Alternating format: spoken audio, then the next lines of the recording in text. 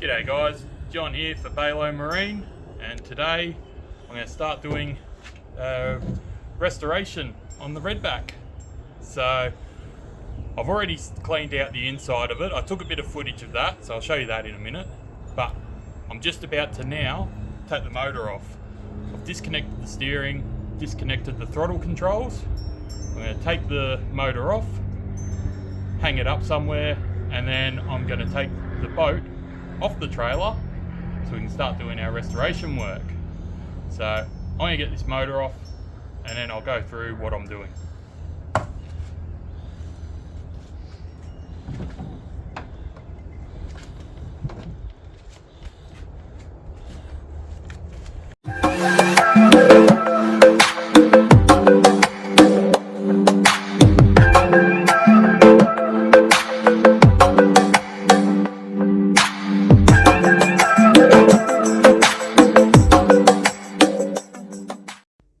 So we'll start off by having a quick look at what the boat looks like now.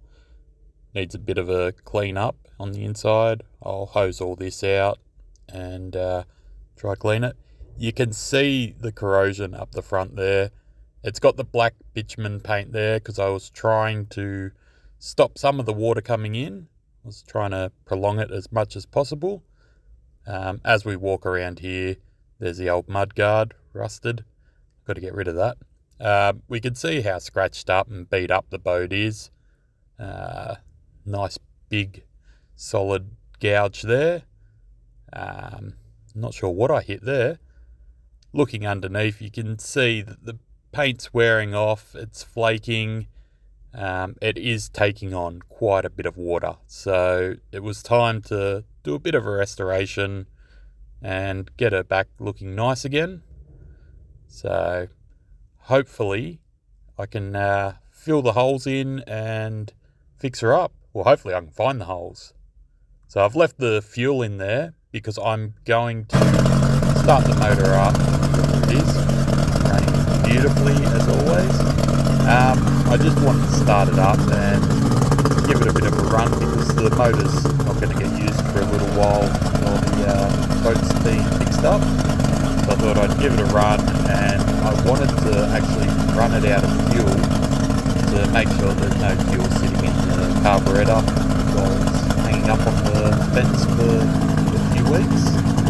So I usually do this each time I finish using the boat for the day, or if I'm not going to be using it for a few days.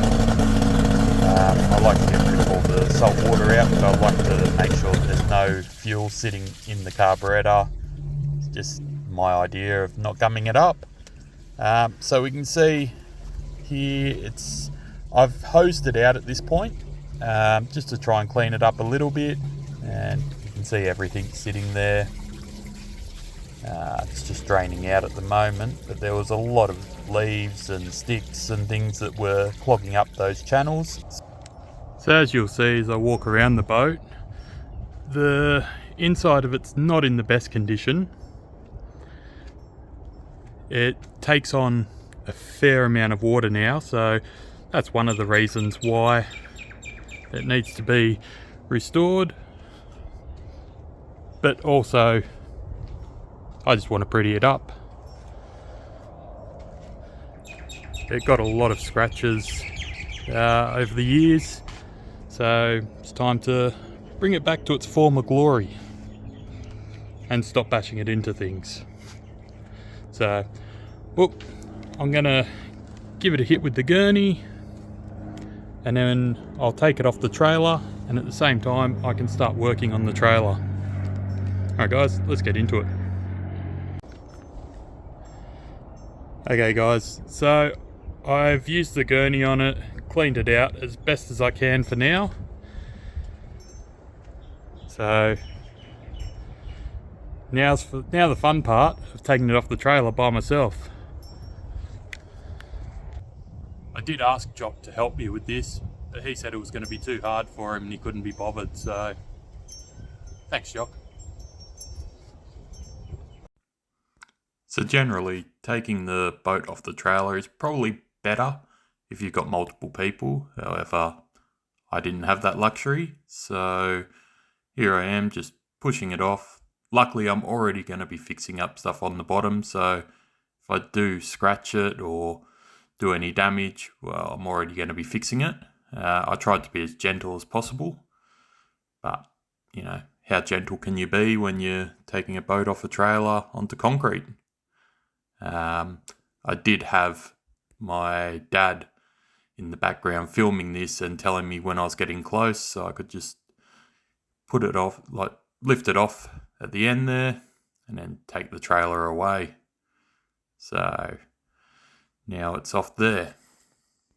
I had a friend help me flip this over. I thought I was recording, but apparently not. So you can see there's a bit of damage here, a bit of paint flaking, but this is where I'll just have a look around and see what I can find. Okay guys, so now it's time to start preparing the hull or the paint. So I'm going to start sanding it back. I've started scraping it a little bit and cleaning it up with the wire wheel on the drill, which seems to be working alright. There are a couple of repairs I need to do, and I will go outside and show you, but I have to do voiceover because it's way too windy to be able to talk at the moment. So, alright, let's show you what we got. So here's one of the many holes that I found. There's another one.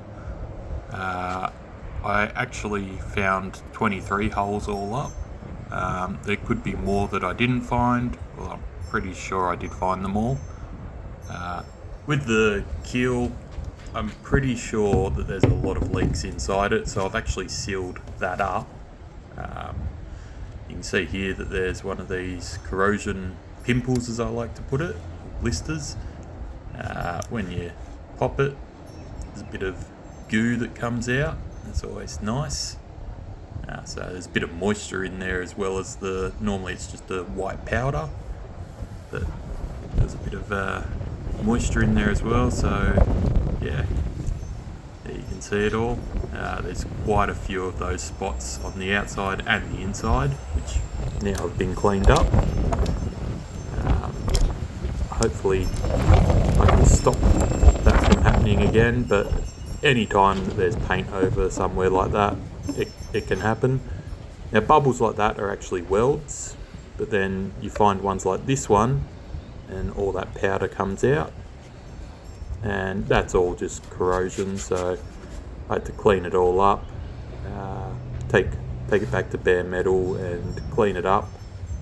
And I actually tried cleaning up with acetone and grinding it back. So there's lots of paint flaking off here.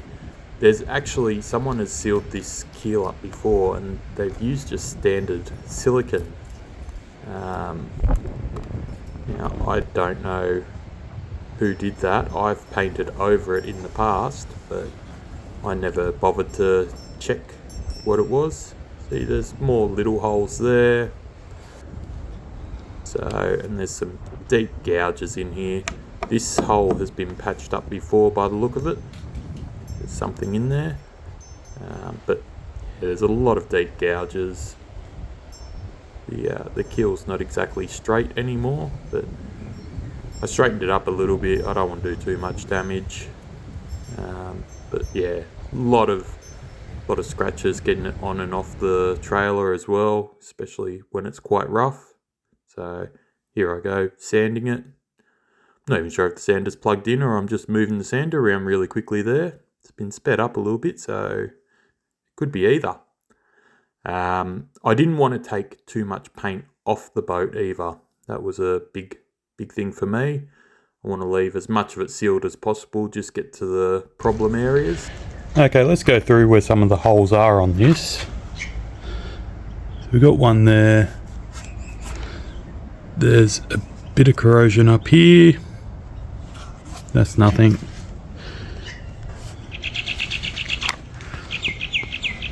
We got a couple of decent cracks here. There's one there. So 1, 2, 3, 4, 5, 6. And all along this keel, I'm pretty sure that there's holes inside this. So I'm going to be sealing this whole thing up. Bit of corrosion there, nothing crazy. Another hole here.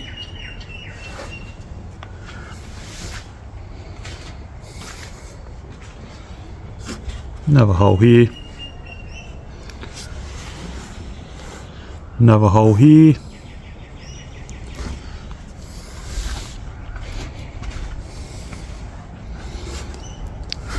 There.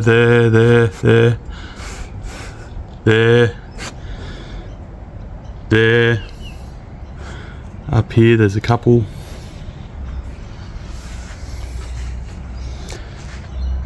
So the keel is a bit out of shape, not too bad. I might try and just knock that over so it's a bit straighter.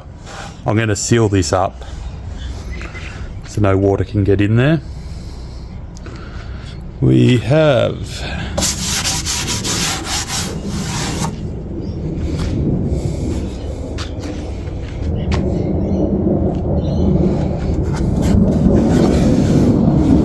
another hole here,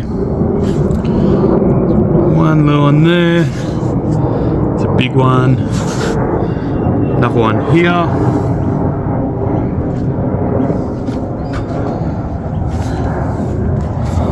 You can see all along the keel, I've got to reseal all in here. You might not be able to see it because of the shadows. Another hole here.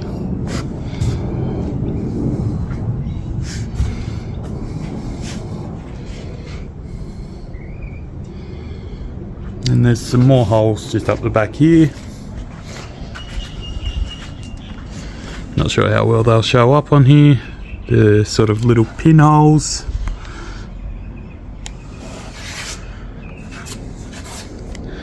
And there's probably more that I haven't been able to show you here. So last time I did the work on the Redback, I filled in quite a few holes, and those holes are still filled. These ones are ones that have been patched in the past with silicone, not by me. But it's a very, very old boat. It's got a lot of corrosion in it. So I've tried to get a welder to weld it. They said it can't be done. It's too corroded. It's too thin. I don't really want to put patches on the bottom of the boat. Because obviously I could, seal some aluminium plates on the bottom of the boat, rivet them. I don't really want to do that. So I'm going to go with the alternative. I've got some marine sealant. I've got Knead It. I've got JB Weld. And I'm just going to patch it the cheapest way I can. This is all stuff that I already had in the garage at home. Funnily enough, I'm not at home at the moment. But that's stuff that I had already, so I'm just going to do it the same way I did it last time, and it lasted me for about 8 years. 6 years, 8 years, something like that. So I'm going to do it again. I'm trying to leave as much paint on the boat as possible just to keep it sealed, protected. The less metal that's showing, the less chance that I've got of doing more damage to it. So yeah, I'm going to finish sanding the other side of the boat, and then I'll come back to you when I start patching the holes. Alright guys, let's get to it. So now that the whole boat is sanded, we're going to patch some of the holes, and these are the products I've got. Marine Flex Marine Sealant from Sellies. That one is really good. I really like that. I've got this marine epoxy stuff. It's like Knead It, and you just have to mix it together with your hands. Probably should wear gloves when you use it, but I was a bit lazy. This is Knead It. It's basically the same sort of stuff. It's just a compound that you mix together, and it sets as hard as metal. So I don't mind it. Bit of Sikaflex marine adhesive sealant. So I put the epoxy on first, filled the holes, and then went over it with the Sika, which you'll see in a minute. And each one I've been cleaning up with acetone before I did anything to try and patch the hole, just so that it was all clean and ready to go. So here's some of the holes that I'm going to be patching. So there's a couple there. I'll show you how I did these ones, and then I'll go ahead and do the rest of the boat. So first things first, give it a good clean up with the acetone. Make sure everything's clean, and then I try and wipe off the excess just to make sure there's no residue on there. Here's that epoxy.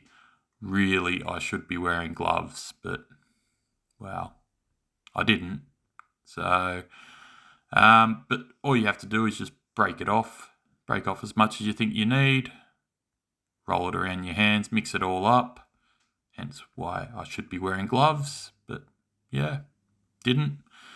And then once it's all the same colour, this one goes white. I just roll it around. Oh, that's beautiful. I should be a hand model. I've put it in the hole as best as I can, and then I just keep going over it to make sure that there's a good seal all around. And this stuff can be sanded as well, so I've gone with more than what I really need, and then I'll just sand it back so that it's to the same shape as the boat. This is another reason I didn't want to use an actual patch of aluminium, because it's very hard to try and get it perfectly around those channels, but this seems to do a good job. And like I said before, it lasted me about 6 or 8 years last time I did it, so I'll just keep going with that, trying to spread it out a bit more so it's got more surface area to grab hold of the metal, get a better seal. And I find if I keep tapping it, it looks pretty. Hand model. So now I've gone ahead and I've filled all the holes. I didn't want to show you every hole getting filled. You get bored.